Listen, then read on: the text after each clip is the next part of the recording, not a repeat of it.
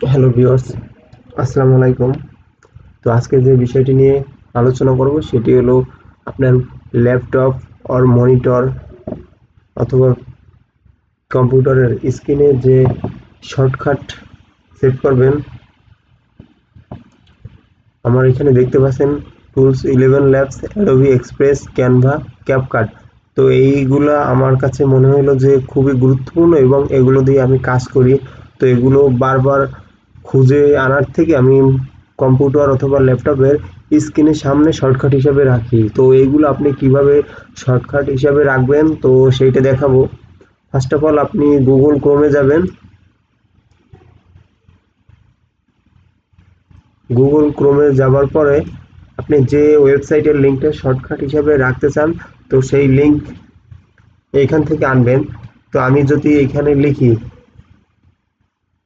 কি লিখবো, ধরুন গুরুত্বপূর্ণ একটি অ্যাপস ক্যাপকাট। তো ক্যাপকাটটা আমার বারবার ঢোকা লাগে, তো আমি ক্যাপকাটের ওয়েবসাইট লিঙ্ক শর্টকাট হিসাবে কম্পিউটার বা ল্যাপটপের মনিটর স্ক্যানে রাখবো। তো দেখি কিভাবে করা যায়। তো ফার্স্ট অফ অল আপনি লিখবেন www.capcut.com। তো আমি বারবার যদি এইভাবে সার্চ দিয়ে লিখে আনি তো এটা একটু আমার কাছে কষ্টসাধ্য মনে হয়। তো আমি সেই জন্য শর্টকাট হিসেবে কম্পিউটারের মনিটর স্ক্রিনে রাখবো, জানি বারবার আমি এখানে ঢুকে ওয়েবসাইটে কাজ করতে পারি। তো আমি এবার এন্টার ক্লিক করব। একটু লোড নিচ্ছে।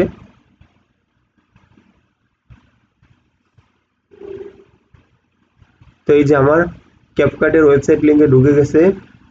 তো এখন আমি এইটাকে শর্টকাট হিসেবে রাখবো। তো এই যে আমার এইখানে আছে কি, এই যে ক্যাপকাটের এই যে ওয়েবসাইট লিঙ্ক, তো এটাকে আমি কি করব, control plus A, control plus A দিয়ে পুরোটাকে আমি সিলেক্ট করলাম। এখন দেবো কি control plus C, control plus C. আমার পুরোটা কি কপি হয়ে গেছে। কপি এখন আমি মিনিমাইজ করে এখান থেকে বেরোবো।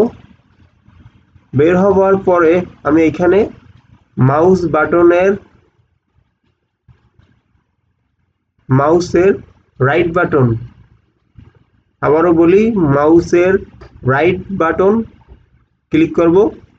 ক্লিক করার পর এখানে আছে কি, এই যে নিউতে ক্লিক করলে এইখানে আছে যে আপনার এই যে ফোল্ডারের নিচেই আছে শর্টকাট। তো আমি শর্টকাটে ক্লিক করব।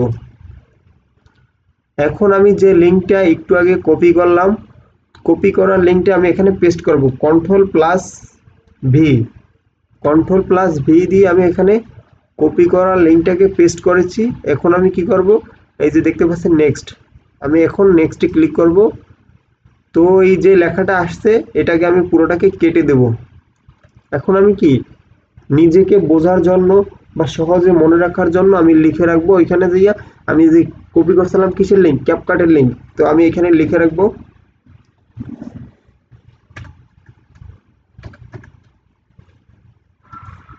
ক্যাপকাট